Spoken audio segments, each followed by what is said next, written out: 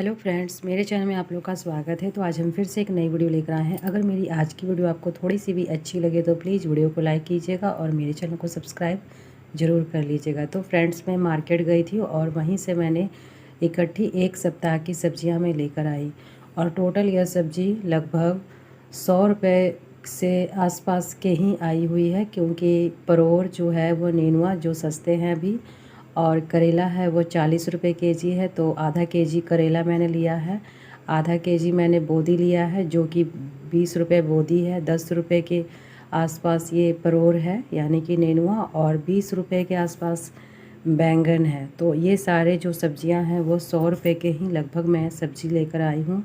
और यह सब्ज़ी जो है वो एक हफ्ते चल जाएगी, क्योंकि बच्चे उतनी सब्जियां नहीं खाते हैं, थोड़ी बहुत ज़बरदस्ती उनको खिलानी पड़ती है। तो प्लीज़ वीडियो को पूरा देखिएगा। आज हम बात करेंगे कि अपने घर गृहस्थी को चलाते हुए हम घर बैठे कैसे पैसे बचा सकते हैं और अपने कम सैलरी में से सेविंग कैसे कर सकते हैं, और किस तरीके से मैं अपने पैसों को गुल्लक में सेव करती हूँ वह भी मैं आपके साथ शेयर करने वाली हूँ। तो फ्रेंड्स, प्लीज़ वीडियो को पूरा ज़रूर देखिएगा। और यहाँ पर मैंने लहसुन लिया है, जो कि लहसुन ख़त्म हो गई थी तो इसे भी मैंने ले लिया है। तो ये आधा केजी लहसुन है। तो सारे सब्जियों को मैं लेकर मैं अच्छे से इसे रख दूँगी फ्रिज में कर ताकि जो सब्जियां हैं वह हर दिन कुछ न कुछ बनती जाए, ताकि जो सब्जियां हैं वो अच्छे से इस्तेमाल हो सके। तो फ्रेंड्स, घर गृहस्थी को अच्छे सही ढंग से चलाना एक गृहिणी का ही काम होता है, क्योंकि एक महिला जो होती है वो पूरे दिन घर में रहती है, अगर वो हाउसवाइफ है तो अपने हर चीज़ों में से वह कैसे पैसे बचा सकती है, कौन से तरीके अपना सकती है, वह एक महिला ही जानती है। तो फ्रेंड्स, यहाँ पर मैंने दूध से दही बना लिया था, तो दही हमें लेने की ज़रूरत नहीं पड़ती है। मैं हर समय दही अगर खाने के लिए होता है, चाहे वह बच्चे खाएं या फिर मैं खाऊं, तो घर पर ही मैं दही जमा लेती हूँ। और जो छोटी डिब्बी आती है 10 रुपये की, वह मैं मंगा लेती हूँ और उसी से दही हम जमा लेते हैं। तो यहाँ पर दही जो है वह अच्छे से जम गई थी, तो इसे मैं फ्रिज में रख दूँगी, ताकि गर्मी का मौसम है तो ठंडा दही होने के बाद ही अच्छा लगता है। तो यहाँ पर मैंने फ्रिज में दही को रख दिया है। और इस तरीके से अगर हम दही भी घर पर जमा लेते हैं तो इसका भी जो खर्चा है यानी कि 20-30 रुपये वो भी हमारे बच जाते हैं। और जो दूध नहीं पी पाते हैं बच्चे लोग, अगर दही खाते हैं तो आप उनको दही जमा कर ही दें। इस समय गर्मियों का मौसम है तो आप दही जमा कर भी दे सकते हैं। तो यहाँ पर मैं चाय बना दी थी, और प्लीज़ फ्रेंड्स इग्नोर कीजिएगा, मैंने यहाँ पर छोटी सी तसली है उसी में मैं चाय बना देती हूँ। तो इस छोटी सी तसली में ही दूध था बचा हुआ, तो थोड़ा सा दूध होने की वजह से मैंने इसी में ही चाय बना दी है। और चाय जो है वह थोड़ा सा मैं कड़ा बना रही हूँ, क्योंकि हम लोग थोड़ा सा कड़ा चाय पीते हैं, तो इसलिए मुझे थोड़ा सा ज़्यादा इसमें चाय पत्ती भी देनी पड़ती है। और देर तक अगर उबालते हैं चाय को तभी थोड़ा सा स्वाद आता है अच्छा सा। तो चाय हमारी बन रही है। और अब हम बात कर लेते हैं फ्रेंड्स कि जब कभी हमारे घर में सब्जियां नहीं भी होती है तो मैं क्या करती हूँ, इस तरीके से मैं प्याज की भुजिया बना लेती हूँ। तो यहाँ पर बहुत ही स्वादिष्ट प्याज की भुजिया बन जाती है, जो कि आलू से भी ज़्यादा स्वादिष्ट बनते हैं। तो यह देखिए, इसमें मैंने कुछ भी नहीं किया है, थोड़ा सा मैंने तेल डाला है और प्याज को बारीक काट कर भून लेंगे। उसके बाद थोड़ा सा नमक दे देंगे स्वाद अनुसार, और थोड़ी सी हल्दी, आधी छोटी चम्मच लाल मिर्च पाउडर, और उसके बाद थोड़ा सा आप इसमें हरी मिर्च डाल दें। इसके बाद इसका टेस्ट इतना अच्छा आएगा कि आप इसके अलावा आप सब्जियां खाना भी भूल जाएंगे। तो प्याज की भुजिया मैंने बना ली थी। उसके बाद मैं यहाँ पर आ गई थी झाड़ू वगैरह लगाने के लिए फ्रेंड्स, क्योंकि सुबह सुबह जो सारे काम हो जाते हैं, अगर हम थोड़ा बहुत भी इधर उधर मोबाइल वगैरह में लग जाते हैं तो काम जो है वो बिल्कुल लेट हो जाता है। तो मैं क्या करती हूँ, तुरंत मैं लंच बनाने के पहले कभी झाड़ू लगा देती हूँ, या फिर कभी जब स्कूल वगैरह बंद होते हैं तो मैं लंच ये सब बनाकर, और या फिर बनने के बाद भी मैं झाड़ू लगा लेती हूँ। तो इस तरीके से जिस समय जो चीज़ जो ज़रूरी होती है हम गृहिणियों को उसी समय करना होता है। तो फ्रेंड्स, जब भी हमारे घर में सब्ज़ी नहीं होती है तो मैं इस तरीके से चीज़ें बना लेती हूँ, तो यह भी हमारी बचत ही हो जाती है। क्योंकि जब सब्जियां महंगी होती है तो जो सस्ती चीज़ें हैं उसे भी हमें खाना चाहिए, और वह हमारे सेहत के लिए भी ऐसा नहीं है कि नुकसान है, वह हमारे फ़ायदेमंद ही होती हैं। सीज़नल चीज़ें जब हम खाते हैं, जैसे कि चाहे फ्रूट्स आप खाएं सीजनली, तो ये सब जो है वो हमारे स्वास्थ्य के लिए बहुत ही लाभदायक होते हैं। अगर हम सीजनली सब्जियां भी खाते हैं तो, और सीजनली फ्रूट्स खाते हैं तो इस तरीके से जो चीज़ें जो सीज़न के हिसाब से सस्ती मिलती हैं वो चीज़ों को ज़्यादा यूज़ करें और उसे ही ज़्यादा मंगाएं। तो उसके बाद मैं यहाँ पर आ गई थी मसाले की तैयारी करने के लिए। सब्ज़ी मैं बनाऊँगी तो उसके लिए मैं मसाला यहाँ पर पीस ले रही हूँ। यहाँ पर मैंने मसाले में काली मिर्च, लहसुन, अदरक और जीरा, मैंने ये सब डालकर मैंने यहाँ पर मसाले पीस लिया है। और उसके बाद जल्दी से हम लोग खाने की तैयारी कर लेते हैं फ्रेंड्स, क्योंकि खाना जो है वह अगर जल्दी बन जाता है इन गर्मियों में तो बहुत ही राहत मिलती है, क्योंकि बाकी जो भी काम है वो भी पूरे हो जाते हैं।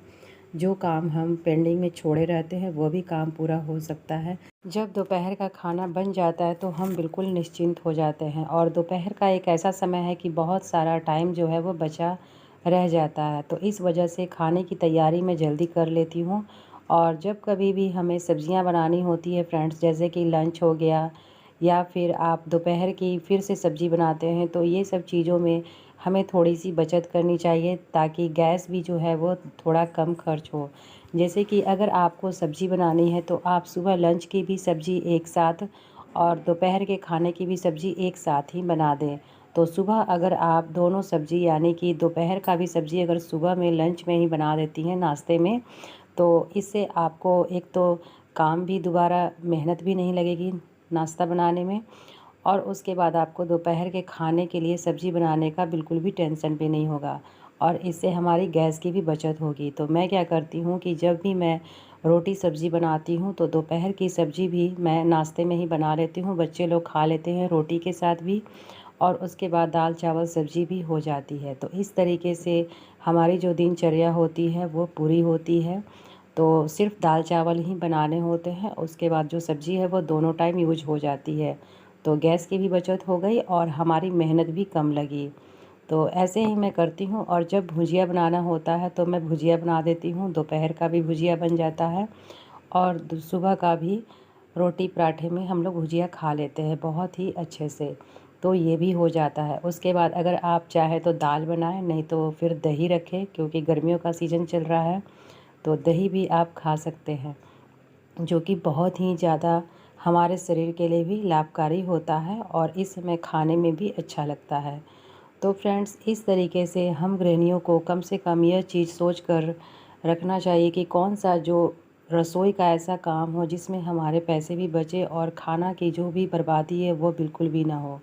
अगर हम रोटियां ही बनाते हैं फ्रेंड्स, तो रोटियां मैं बहुत सारे घरों में देखती हूँ कि हर बार जो है वह एक एक करके आदमी आते हैं, लोग आते हैं और उनके लिए चार चार रोटियां हर बार गरम गरम बनती हैं। तो इससे भी हमारे गैस की बहुत ज़्यादा बर्बादी होती है।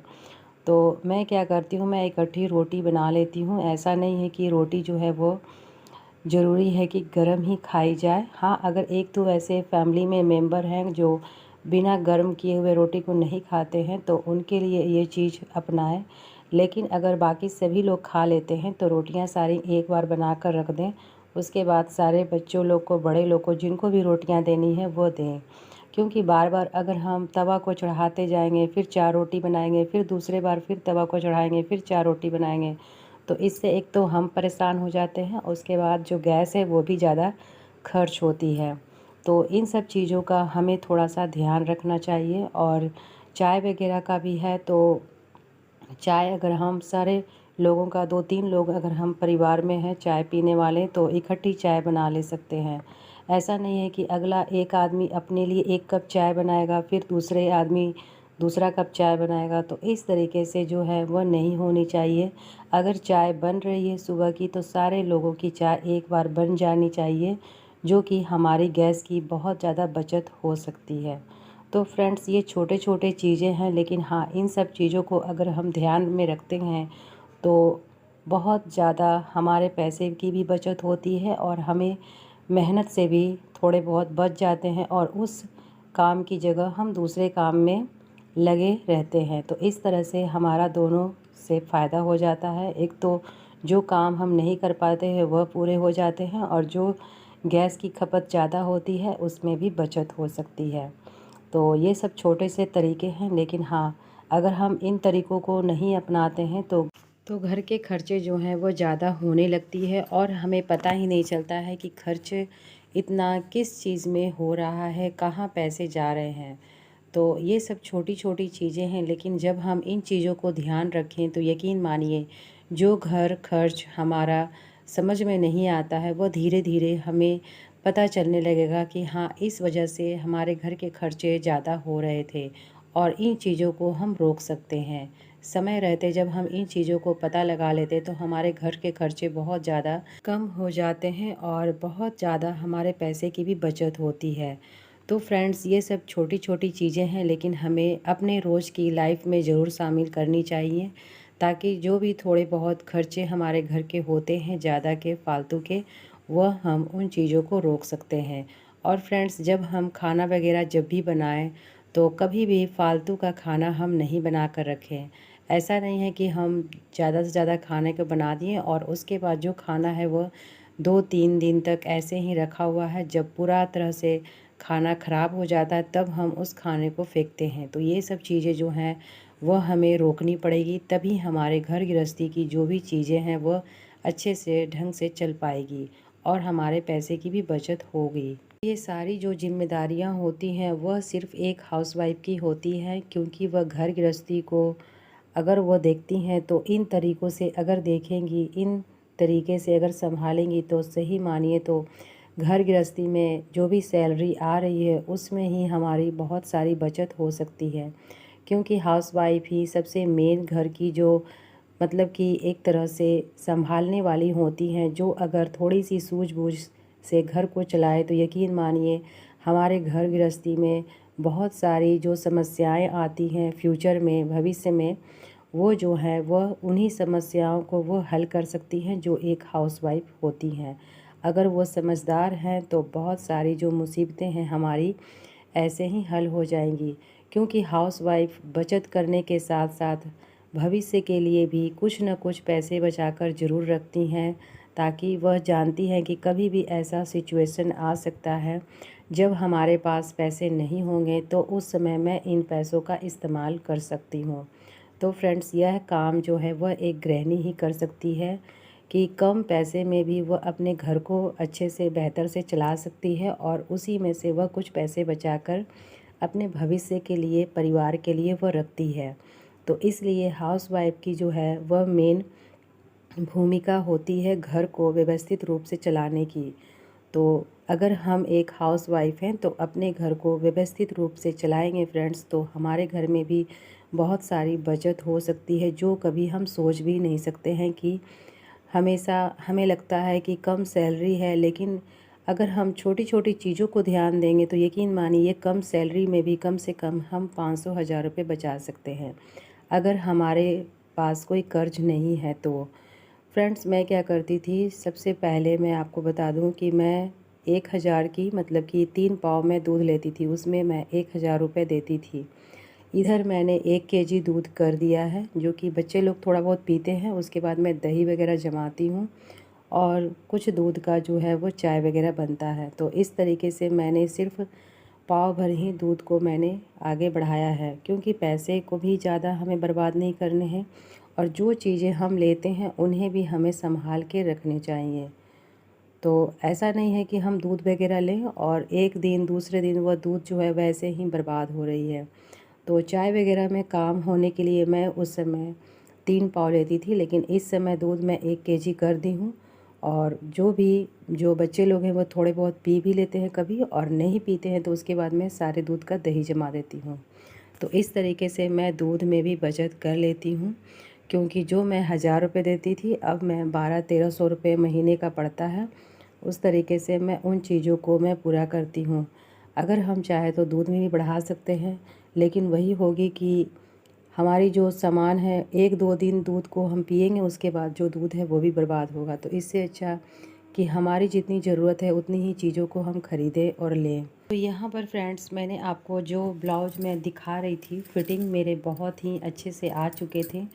और पहला ब्लाउज़ मैंने आपको पहन कर दिखाया था और उसके बाद मैं उसे ब्लाउज़ को पहन कर मैं मार्केट गई थी और यह दूसरे दिन का क्लिप है, यानी कि शुक्रवार की जो शाम की मैं मार्केट गई थी तो वो ब्लाउज़ को मैंने पहना था, जो अभी इसके पहले मैंने दिखाया था। और अब मैं यहाँ पर मैंने वट सावित्री पूजन के लिए मैंने इस कलर की ब्लाउज स्टिच की है, जो कि आप देख सकते हैं।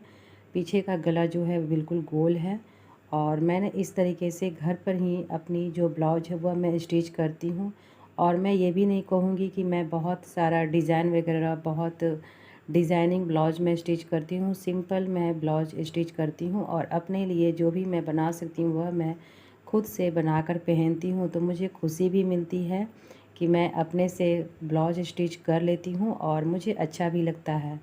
तो यहाँ पर मैं जो ब्लाउज स्टिच की थी फ्रेंड्स, यह दोनों ब्लाउज मैंने अस्तर वाले ब्लाउज स्टिच किए हैं, जिसको अगर मैं बाहर सिलवाने के लिए देती तो कम से कम 200 रुपये इसके लगते। तो हम अगर घर पर ही कुछ जानते हैं, जैसे कि सिलाई वगैरह हो गया या फिर कोई भी चीज़ जो हम घर बैठे कर सकते हैं, छोटा मोटा काम भी होगा, अगर हम कर सकते हैं तो वो भी हम ज़रूर करें कुछ टाइम निकाल कर, क्योंकि इससे भी हमारे पैसे की भी बचत होगी और एक हमें मतलब कि अपने ऊपर निर्भर होने का एक अच्छा सा मौका भी मिलता है।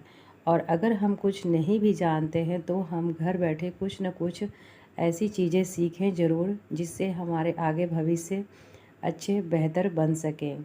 तो अगर आप चाहती हैं कि आप भी ब्लाउज स्टिच करें घर बैठे, तो ब्लाउज स्टिचिंग आजकल मोबाइल से ही बहुत लोग सीख लेते हैं। थोड़े बहुत अगर आपको आती है तो मोबाइल वगैरह से आप सीख सकते हैं, और नहीं तो आप बाहर जाकर भी सीख सकती हैं।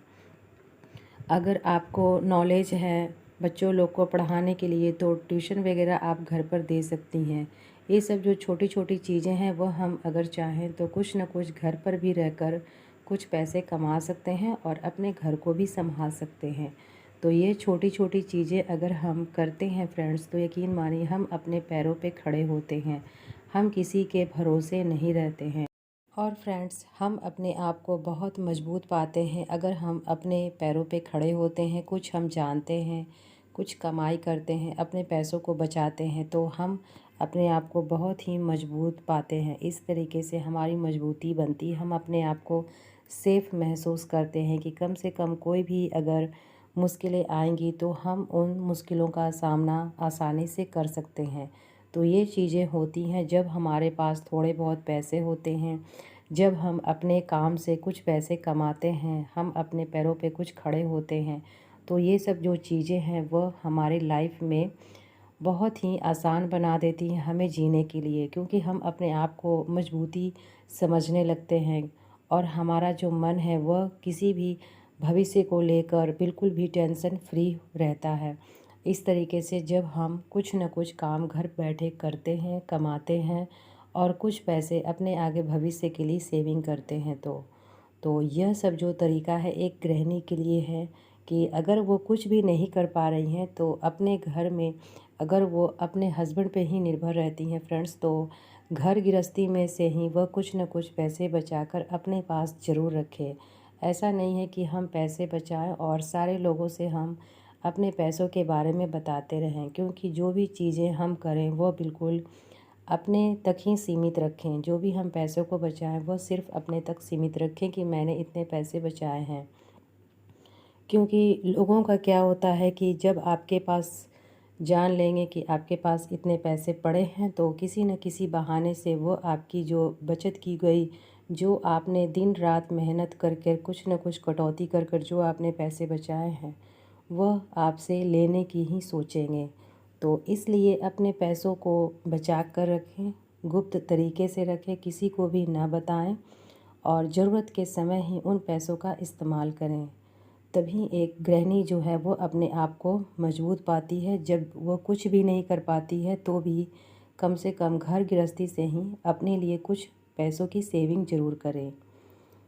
तो यहाँ पर फ्रेंड्स मैं वट सावित्री की पूजन कर रही थी और वीडियो जो है वो थोड़ा इधर से थोड़ा उधर से बना रही थी मेरी बेटी, क्योंकि बहुत ज़्यादा भीड़ होने की वजह से वीडियो जो है वो ठीक से नहीं बन पाता है। और सुबह मैं 6 बजे ही पूजा के लिए घर से निकल गई थी, तो 7 बजे के करीब मैंने पूजा पाठ कर लिया था। और उसके बाद यहाँ पर 7 लोगों को या फिर 5 लोगों को सिंदूर लगाने का जो नियम होता है वह मैंने किया, और फिर हमारी जो पूजा है वह संपन्न होती है। तो फ्रेंड्स, पूजा पाठ जो है इस समय बहुत ज़्यादा जल्दी करनी पड़ती है, क्योंकि बहुत सारे लोग जो हैं वो अभी भी खड़े थे पूजा करने के लिए। और अगर हम थोड़ी देर ज़्यादा देर तक मैं पूजा करती तो बहुत ज़्यादा भीड़ हो जाती। तो इसलिए मैं सुबह जल्दी उठी थी, और उसके बाद मैंने स्नान, पूरे घर की सफाई, स्नान वगैरह किया, घर की सफाई किया। उसके बाद मैं सारे थाली वगैरह जो पूजा पाठ के होते वह मैंने तैयार किया, और फिर मैं निकल गई पूजा करने के लिए। तो फ्रेंड्स, मेरे के यहाँ सभी लोग जो हैं वह यह पूजा करने के बाद खाना वगैरह खा लेते हैं, व्रत बिल्कुल भी नहीं रखते हैं। क्योंकि जो मैं बड़े लोगों को देखती हूँ वही मैंने भी किया। मैं ससुराल में भी देखी तो सारे लोग खाना वगैरह खा लेते हैं पूजा पाठ करने के लिए। और मायके में भी मेरी माँ जो थी, माँ नहीं है मेरी, तो वह भी पूजा पाठ करने के बाद खा लेती थी। तो इस तरीके से मैं भी इस नियम को निभा रही हूँ और करूँगी। क्योंकि अगर कोई बड़े लोग हम लोग के यहाँ व्रत नहीं रखते हैं तो मैं कैसे रख सकती हूँ। तो इसलिए मैंने भी व्रत नहीं रखा। पूजा पाठ करने के बाद हम लोग पानी वगैरह पी सकते हैं, लेकिन पूजा के पहले कुछ भी नहीं खाते हैं। तो चलिए फ्रेंड्स, आज मैं आपसे शेयर करूँगी कि सैलरी आते ही मैंने किन किन लोगों को पैसे दिए हैं, और बाकी मैं सेविंग कैसे करती हूँ वह मैं आपके साथ शेयर कर रही हूँ। तो यहाँ पर फ्रेंड्स, मेरी जो हस्बैंड की सैलरी थी वह यानी कि वट सावित्री के पूजन के दिन आई थी, जैसे कि 16 तारीख को। तो वैसे 15 या 16 को ही आती है, तो 16 तारीख को आई थी। और उसके बाद मैं उस सैलरी में से सबसे पहले ट्यूशन की फ़ीस दिया मैंने। उसके बाद मैंने दूध का जो भी था मंथ का वो दिया, और फिर कुछ जो सामान थे वो लिए, और पूजा पाठ के ही सामान जो ख़रीदने में पैसे थोड़े बहुत लग गए तो वो मैंने किया। इस वजह से मैं स्कूल की फ़ीस अभी नहीं दे पाई हूँ, तो वो मैं अगले महीने देखूँगी। स्कूल की फ़ीस मुझे 2 महीने की, 3 महीने की इकट्ठी देनी होगी, तो इस वजह से मैंने नहीं दिया। और यहाँ पर मेरे पास फ्रेंड्स टोटल जो पैसे देने के बाद बचे हैं, बिना स्कूल फ़ीस देने के बाद 3000 रुपये बचे हैं। क्योंकि किसी मंथ में हमारी कोई भी पूजा पाठ आ जाती है, उसमें 1000 से 1500 रुपये खर्च हो जाते हैं पूजा पाठ के सिर्फ सामान में। क्योंकि अगर हम साड़ी कपड़ा ख़रीदते तो कम से कम 2 से 2500 रुपये लगते। तो मैंने तो साड़ी कपड़ा नहीं ख़रीदा था, मैं सिर्फ ब्लाउज का एक अस्तर मैंने ख़रीदा था और एक पेटीकोट ख़रीदा था। बस कपड़े में मैंने इतना ही ख़रीदा पूजन के लिए, और बाकी जो कपड़े मेरे थे साड़ी वगैरह वो रखे हुए थे, तो मैंने उसी का इस्तेमाल किया। अगर साड़ी वगैरह मैं ख़रीदती तो पैसे बहुत ज़्यादा कम बचते, तो इसलिए मैंने कुछ भी वैसा चीज़ नहीं ख़रीदा। लेकिन हाँ, 1000 से 1500 रुपये मेरे खर्च हो गए।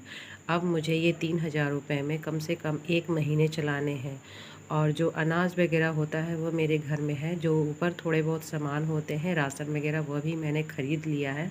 लेकिन फिर भी घर गृहस्थी है तो कुछ न कुछ कोई चीज़ें घटती रहती हैं, और कभी कभी बच्चों लोगों को देना होता है, और घर गृहस्थी में कभी भी ज़रूरत पड़ सकती है। तो इन पैसों का मैं इस्तेमाल करूँगी, इसीलिए मैंने इतने पैसे बचा के रखे हैं। कम से कम 1 महीने घर को चलाना है, तो समझ सकते हैं कि पैसे हमें अपने पास कुछ न कुछ ज़रूर रखने चाहिए।